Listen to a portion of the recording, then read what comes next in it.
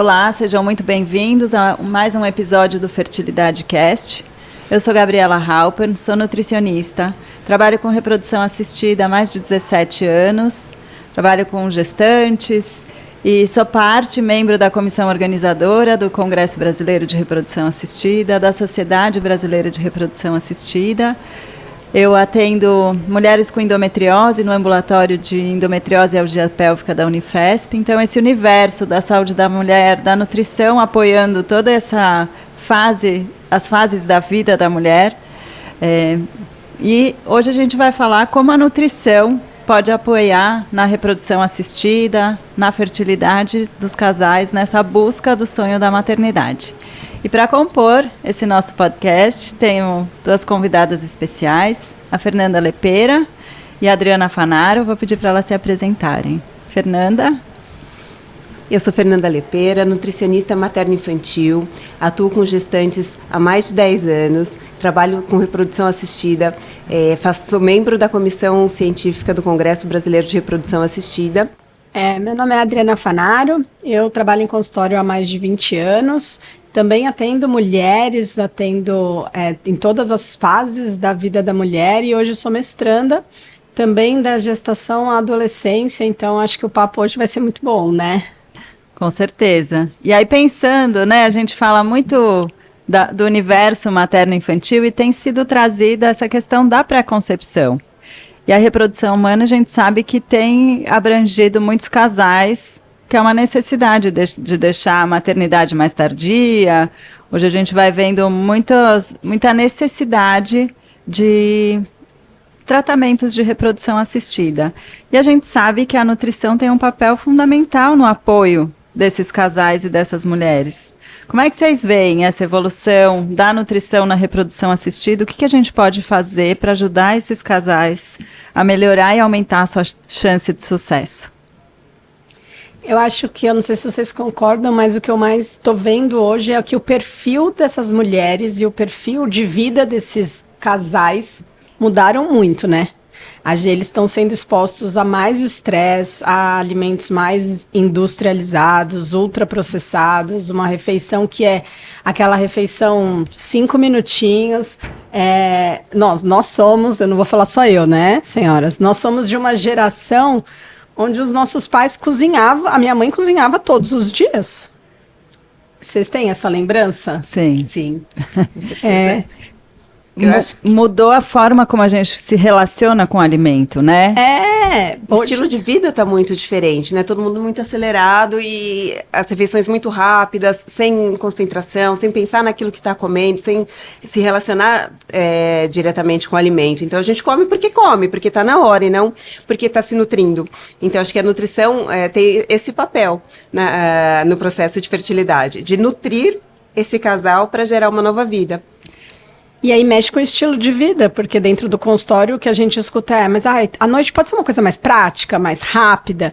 E a gente já sabe que o sucesso da gestação, né, é a forma como a gente vive até lá, né? E a outra coisa que eu sempre costumo dizer em consulta, quando a gente tem um casal que quer engravidar, independente da forma, né, se é gestação espontânea, se é por reprodução assistida, eles precisam, né, se é uma gestação natural, querer namorar, ter esse impulso, né, sexual, precisa ter energia para isso, o eixo hipotálamo, hipófise, gônada precisa estar funcionando direito, precisa ter produção hormonal, precisa ter gametas funcionantes para formar um embrião, um útero pronto para receber esse embrião. Então são várias etapas e a nutrição está ali, né, ela consegue interferir em todos esses processos e também garantir e oferecer os nutrientes necessários para que essa gestação seja saudável e tranquila. Então, a gente tem visto muito esse impacto, né? Qual é o impacto da fertilização na gestação, na saúde dessas crianças? E uma das coisas se a gente tem essa placentação adequada, com bons nutrientes desde o princípio, a gente vai ter uma gestação com menos risco de desordens hipertensivas, menos risco de diabetes gestacional, de parto prematuro, de parto cesárea. Então, quanto a gente consegue interferir, intervir, favorecer, né? Exatamente. Esses casais. O que vocês percebem, assim, em relação a isso? Eu percebo, primeiro, uma participação muito ativa da mulher nesse processo e não do homem. E muitas vezes já chegou tempos de pacientes falarem, bom, agora o médico disse que meu marido também tem que se cuidar. Aí sim, ele é parte desse processo e vocês precisam estar alinhados nisso. E eu acho que fazer a refeição juntos é o primeiro passo para a gente começar a namorar, né? Depois, então chega em casa, faz a janta, e não estou dizendo janta robusta, estou dizendo ali o arroz, feijão, a proteína, os vegetais, senta, conversa, porque é isso, como é que namora depois de você ter quebrado o pau na mesa, ou cada um no sofá e assistindo, né, televisão, e aí já vai dormir mais estressado. Então acho que hoje a gente tem esse ritmo de vida que parece que está atropelando a gente, mas é responsabilidade da gente parar o ritmo da vida, né? Não, a vida vai continuar. E eu acho que quanto antes a gente conseguir trazer esse casal para se cuidar, né, para nutrição, para olhar para si, para o estilo de vida, futuramente a gente vai ter bebês mais saudáveis, de forma natural ou através da fertilização, né, da reprodução assistida. E eu não sei de onde vem esse preconceito dos homens. Vocês sentem isso também nos atendimentos?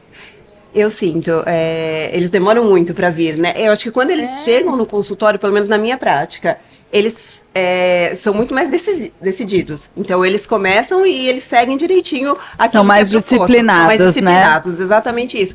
Mas para chegar, normalmente são levados pela esposa ou pelo médico mesmo, numa situação onde já não tem outra saída. Mas os hormônios deles favorecem essa disciplina, né? Os nossos Também. não.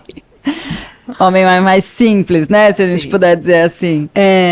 E eu queria perguntar para vocês essa questão do acolhimento do profissional mesmo, do nutricionista.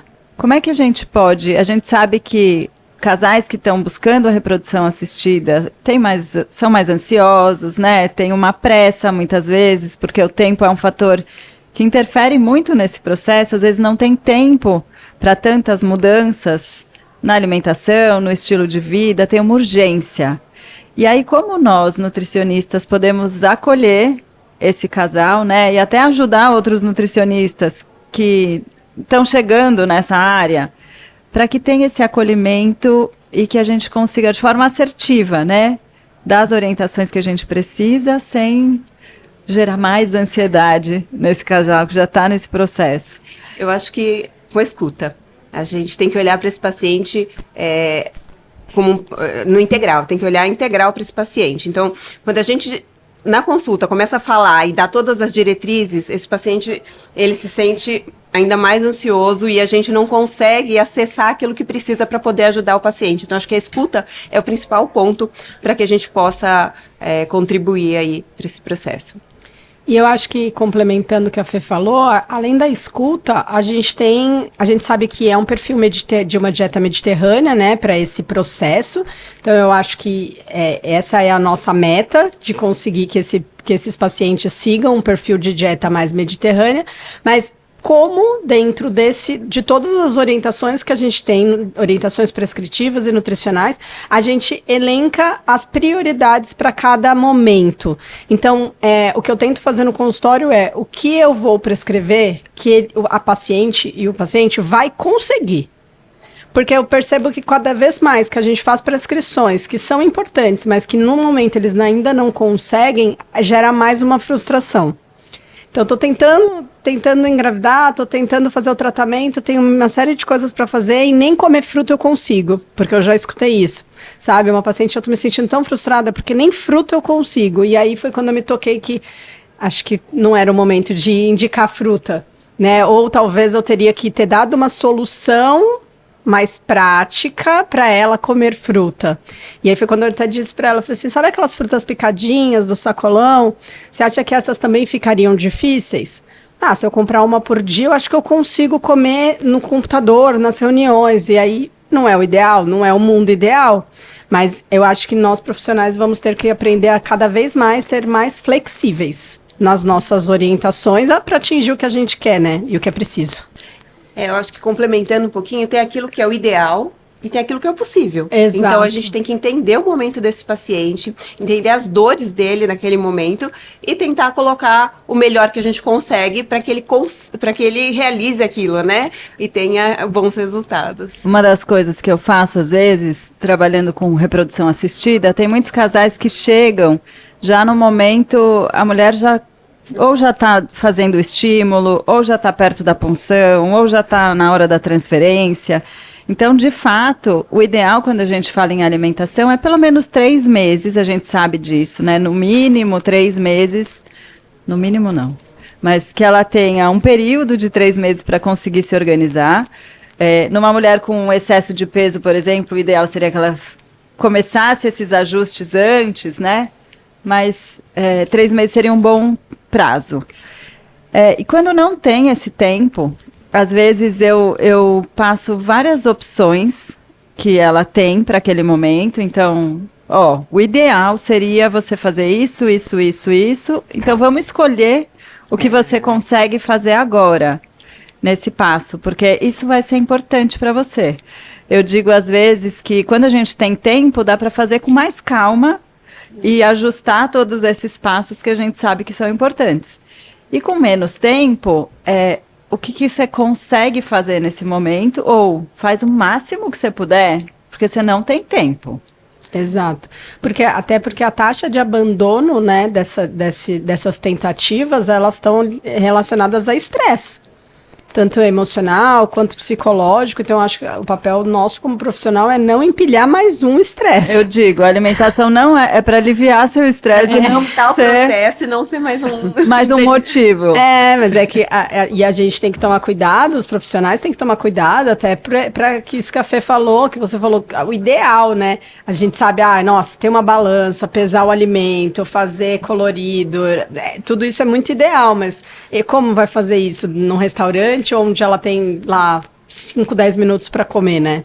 Colocar isso dentro da rotina, acho que é o maior desafio, né? Porque as rotinas estão desafiadoras. E outra coisa para a gente falar com relação ao profissional que atende esse paciente, né? Então, falando em área de reprodução assistida, que é um conhecimento bem específico para a gente entender quais são as medicações usadas, como funciona o ciclo da reprodução assistida, o nutricionista precisa saber sobre isso. E como é que faz essa capacitação, né? Onde buscar esse tipo de conhecimento? Porque também tem muitos profissionais que acabam atendendo, suplementando, porque a suplementação é um apoio para o nosso trabalho, complementa o que a alimentação às vezes não supre, e é uma fase de alta demanda. Como é que fica essa parte do conhecimento mesmo, né? O que vocês veem de necessidade do profissional se capacitar para isso? Eu diria que não na área de reprodução assistida, eu acho que em todas as outras áreas, nós como profissionais precisamos tentar fugir dos protocolos. Se eu tivesse que dar uma dica para todo nutricionista, é isso, sabe? Acho que é uma dica de quem se formou há muitos anos, mas eu acho que é uma dica de fuja do protocolo, não serve para todo mundo aquela suplementação daquele jeito, naquele momento, porque aí a gente perde a capacidade de ler dados, né? Então eu diria para ela se capacitar no conhecer mesmo, conhecer e ser uma boa estudante. Então eu vou ali, eu vou conhecer tudo que tem, eu vou entender o porquê de cada medicação, porque aí fica fácil. Lá na frente, eu entender, por exemplo, por que está usando tal medicação e se eu preciso fazer tal suplementação baseado nisso. Eu acho que cada vez mais a gente está indo para um caminho de individualizar esse paciente. Então, você tem que olhar para ele com os detalhes que ele precisa ali. Não tem uma suplementação generalizada, como a Adriana falou. A gente sabe as linhas de tratamento, mas cada um tem suas necessidades, inclusive de doses, né? A gente sabe que usa tal suplemento para tal situação, mas a dose pode não ser a mesma, né, para Maria e para Joana. Então, elas estão em momentos diferentes, tem uma alimentação diferente, tem um perfil de vida diferente. Então, a gente está indo para cada vez mais olhar para aquele indivíduo como um todo e ajustar o que é necessário para ela naquele momento, para ela ou para ele, né? Eu gosto até de trazer o exemplo do resveratrol, que é um ativo, né, um polifenol que é muito utilizado como como antioxidante, como anti-inflamatório, os seus benefícios para endometriose, para longevidade, para reserva ovariana. Então, hoje a gente tem várias utilidades, né, assim, do resveratrol. Mas, no momento da implantação, ele não é benéfico. Então, é importante que esse profissional estude e conheça, de fato, a especificidade desse universo para não colocar em risco esse sonho do casal. Exato. Então, às vezes, por uma suplementação mal indicada, num momento que não seria aquele momento para ser utilizado, pode comprometer. Você acaba com o sonho de uma família. Olha a responsabilidade. A responsabilidade. Eu acho que isso a gente precisa trazer. Como tem muitos casais hoje buscando a reprodução assistida, e é um universo muito específico, precisa saber e ter embasamento mesmo para fazer a prescrição de forma adequada. Porque senão vira aquele que tinha antigamente, era um jornal, Globo Repórter, que colocava lá castanha ou qualquer outro alimento e parecia que virava uma epidemia, todo mundo tinha que consumir, todo mundo tinha que fazer, né? Então, se a gente não se capacita, a gente acaba entendendo que não, ó, isso aqui é protocolo, vai, e aí eu esqueço de olhar para a fase. E aí, a Fê falou uma coisa que depois eu me lembrei, a gente esquece até de olhar o perfil da dieta do paciente. Porque a suplementação é isso. Ela também depende do perfil da dieta do paciente. Então, eu olho se não tem o suplementar, não é complementar. Exato. Não é a base, Não né? é a base. É só a cerejinha do bolo, E né? isso é outra coisa, porque as mulheres, né, que são quem mais chegam no consultório e são estudiosas, elas vêm com a lista. Com o protocolo.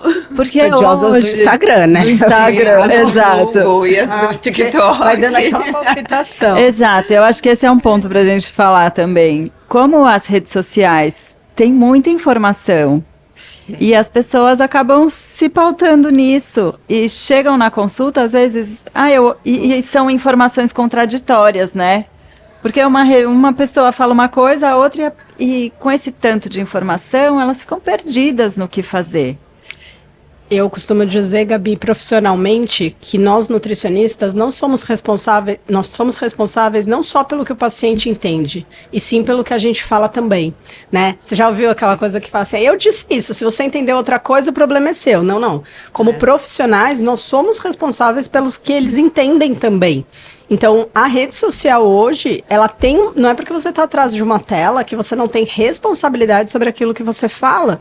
Então, a gente precisa começar a pensar sobre comparar alimentos por calorias. O que é que as pessoas estão entendendo? Essa é a pergunta que a gente tem que fazer a cada conteúdo que a gente produz. Então, olha, estou produzindo este conteúdo sobre resveratrol na reprodução assistida.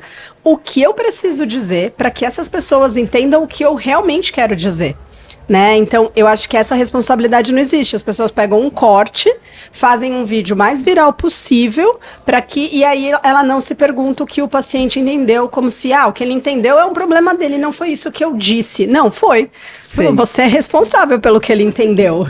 E às vezes eu percebo que a gente, como para nós, tem muitas questões da alimentação que são básicas. Sim. Às vezes a gente esquece de falar o básico. Sim. Quantas vezes no consultório a gente fica pensando, né, que suplemento eu posso dar, que alimento nessa fase, mas a pessoa está mastigando direito? Ela está de fato digerindo? Ela tá dormindo, ela tá bebendo água, né? Que são os princípios básicos, assim, muitas vezes não está. Né? Quem nunca pegou paciente que não bebe nada de água? Água? Né? Quando você pergunta, quanto você bebe de água? Água? Né? Então, assim, a gente precisa ajustar o básico primeiro para depois... E uma outra coisa que eu tenho percebido e falado recentemente é que muitas vezes também o casal chega com a orientação do médico. Então, você precisa perder peso, você precisa... suplementar, de antioxidante. Suplementar, e muitas vezes o médico fala, retira glúten, retira leite, e já dá umas orientações que a pessoa fica, primeiro, perdida, segundo, que às vezes não é exatamente o que ela precisa naquele momento, e eu tenho dito que a gente organiza, né? Sim. Essa rotina, ou a pessoa, é o entender, né? A gente traduz para a pessoa. Exato. Que é esse boom da proteína hoje, né? Que Isso aí é uma epidemia, na minha opinião. Tudo tem proteína, tudo está enriquecido com proteína. Eu vi numa feira o tempero de churrasco rico em proteína. Eu falei, mas não vai pôr no churrasco, gente, por favor. E aí, no fim das contas, eu acho que quanto é que a gente precisa realmente de proteína? A gente não consome mesmo? Será que é tão difícil atingir a necessidade comendo? Se é uma pessoa que come ovos, carnes, frango. Então, é isso, é traduzir mesmo e chegar para esse paciente e falar, olha, calma aí, isso aqui, isso aqui também tá presente nisso. Uma vez eu recebi uma paciente também que ia fazer o tratamento de gestação e ela falou, o médico falou que eu tenho que consumir proteína, por isso eu tô tomando 4 doses de whey por dia. E aí eu disse pra ela, então o ovo tem proteína. Ela, tem? Eu falei, meu Deus do céu, tem. Entende? Então, assim, no fim, é falta de informação. É que pra gente é muito básico, mas que no fim das contas a gente precisa oferecer o básico mesmo, né? Eu acho que a gente tem que desmistificar muitas crenças quando a gente recebe o paciente, principalmente de reprodução assistida. Eles já vêm com uma carga muito grande, porque quando eles chegam pra gente, na grande maioria das vezes, já tem uma história tão sofrida e longa antes disso. Então, imagina tudo que eles já pesquisaram, tudo que já foi falado, às vezes já passaram por outros profissionais que não tinham expertise no assunto, e aí a conduta é genérica, né, e carregada de mais informações que talvez ali não façam sentido. Então, na minha prática clínica, pelo menos, assim, muitas vezes eu fico desmistificando muitas coisas. Consertando, né? Antes de conseguir passar a conduta. Mas se a gente não tiver esse passo, que é desgastante, na verdade, porque a gente está ali para fazer o paciente caminhar, mas se a gente não der um passinho para trás, muitas vezes a gente não consegue avançar. E às vezes também as pessoas chegam muito com a vontade de excluir muitos alimentos, né? Sim. E de outros profissionais que chegam, então eu não posso nada. E eu acho que o grande papel do nutricionista é incluir, colorir, né? Eu acho que isso da vida. E do corpo também, né? Como que a gente tem percebido isso, dessa imagem corporal? O que os tratamentos, né? Ela usa hormônio, fica com medo de ganhar peso, de mudar a forma corporal. E na gestação, e se precisar fazer muitos tratamentos. É válido, né, esse medo. Mas qual é o nível do medo também, né? Não, eu tô dizendo assim, dá pra entender. Dá pra entender. Dá pra entender esse medo. Então a gente também tem que ter essa empatia, que sim, eu consigo te entender, mas... E acolher esse medo, Exato. né? Mas mostrar que senão, não tem muito o que fazer, na verdade. Se não tem profissional que põe mais medo, né? Com certeza, né? Olhar para esse paciente, a gente consegue individualizar de verdade, né? Então eu consigo, dependendo de qual é a história pregressa dele, eu individualizo mesmo a necessidade, a recomendação e até a minha escuta. Porque é um paciente com muito medo, eu escuto de um jeito. É um paciente que tá ali, primeira tentativa, ansioso, eu escuto de outro jeito também. Com certeza. E a inteligência artificial, gente? Como é que a nutrição se relaciona com isso? Que espaço ela vai ocupar? Como a gente pode usar de aliado? Eu acho que ela veio para agregar o nosso trabalho, não para roubar o nosso espaço. Eu acho que não é isso. Ela veio para somar. E a gente tem que saber usar aí com cautela, né? Não é jogar para ela assim, estou com uma paciente tal, me passa dieta. Não é isso, né? Até porque a gente, com muitos anos de atendimento, a gente faz isso de cabeça, né? Acho que nenhuma de nós aqui precisa ficar fazendo muitos cálculos, mas é para usar o que ela tem de melhor. Então, para personalização desse paciente mesmo. Eu acho que veio para ficar. E a gente tem que entender a melhor forma, né? Acho que a gente está no momento de entender a melhor forma de como ter ela como aliada. Pelo menos para mim, assim. Eu acho que a inteligência artificial vai potencializar o bom profissional e vai potencializar o mau profissional também. Então, de qualquer forma, ela vai jogar luz a quem esse profissional é. Então, um bom profissional que usa a inteligência artificial será muito beneficiado, muito, porque dá pra gente estudar por ela, que antigamente íamos na biblioteca buscar os livros e hoje a gente tem um compilado disso. Agora, o profissional que é ruim também vai ser potencializado, porque... Vai ser um copia e cola, né? Sem o raciocínio. Exato. Mas eu acho também que vai ajudar nessa personalização, né, da nutrição mesmo. Sim. Então, pensando em microbiota, de repente a gente ter um detalhamento muito mais profundo para organizar essa microbiota otimizar os nutrientes. E, falando de microbiota e nutrição e reprodução, queria que vocês falassem um pouco sobre isso. O papel do intestino. Eu acho que ele é responsável por tudo, né? Assim, em relação à absorção do que a gente quer. Então, eu acho que a prescrição precisa partir de uma microbiota íntegra, saudável, né? Não adianta você querer prescrever antes de entender se existe digestão, se existe absorção e se existe penetração correta desse intestino, porque sem o intestino essa mulher vai ficar leptina e grelina muito mais em flutuação, então fome, saciedade, vai comer alimentos mais palatáveis, não vai deixar de absorver o que precisa ser absorvido, e aí a prescrição vai literalmente pelo ralo. A gente sabe que a microbiota intestinal e vaginal estão super ligadas, então cuidar dessa microbiota é um dos primeiros passos também, quando a gente tem tempo. Senão a gente tem que ver pela escala de urgência ali o que precisa cuidar mais, mas faz parte, né, do processo, quando a gente tem aquele cronograma que dá para cumprir para uma reprodução ou para uma gestação natural mesmo, né, quando a gente tem o tempo, dá para cuidar direitinho dessa microbiota, mas é fundamental. Quando não, a gente vai trabalhando isso via alimentação e tentando melhorar no prazo que der. Como a gente falou no começo, nessa questão do estilo de vida, a gente sabe que interfere na permeabilidade desse intestino, favorecendo o processo inflamatório. Então, cuidar dessa integridade da barreira intestinal, acho que, como eu falei, é um dos primeiros passos. E tem um trabalho interessante que mostrou que a dieta do Mediterrâneo, que seria, não que ela seja um padrão ouro, mas é um perfil menos inflamatório, né? Uma dieta mais anti-inflamatória, em 3 meses ajuda a melhorar e recuperar essa permeabilidade. Então, quando a gente fala desse prazo, né, também não é à toa. Sim. Por que 3 meses? Então, a gente consegue recuperar intestino, é o período da gametogênese, da espermatogênese. Então, a gente garante uma melhor qualidade do óvulo, do espermatozoide, tendo esse tempo, né, de atuação e, de fato, da pessoa fazendo o que ela precisa fazer.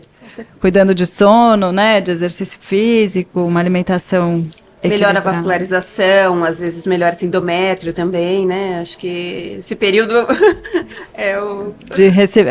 a formação do embrião, a receptividade endometrial, exatamente. Porque não é só fertilizar, né? A gente precisa manter essa gestação saudável até o fim, para que esse bebê nasça com saúde. Acho que, né, todo um processo. É isso, né? Aí quando a mulher engravida, o medo vai nascer com saúde? E como vai ser? Então aí vai trocando os medos. Vai dar certo, né? Enquanto eu não faço 3 primeiros meses, ficar pisando em ovos ainda, e depois a diabetes gestacional, a pré-eclâmpsia, aí então tem várias fases aí para essa mulher até ter esse bebê saudável no colo, então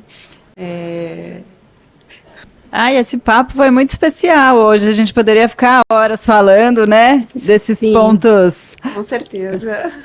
E eu queria pedir para vocês deixarem uma mensagem final para os nossos ouvintes e quem está aqui com a gente no podcast. Eu queria deixar uma mensagem pro profissional, para ele, de fato, não priorizar a gente é responsável por priorizar não só agora.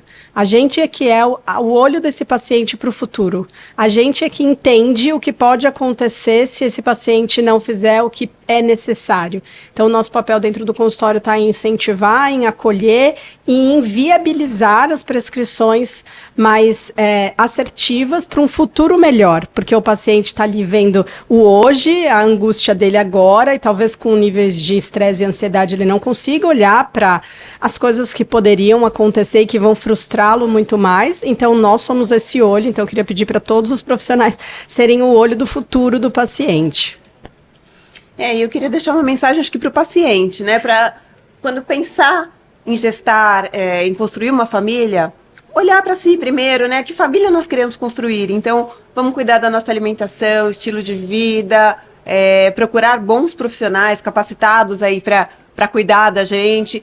Deixar um pouco de lado essa parte de... Eu sei que é difícil, né? A primeira coisa que as pessoas fazem é para as redes sociais, mas assim, ver quem você está seguindo, né? Pessoas sérias, capacitadas. E para os profissionais, chegou uma mulher falando, quero engravidar, quero, né?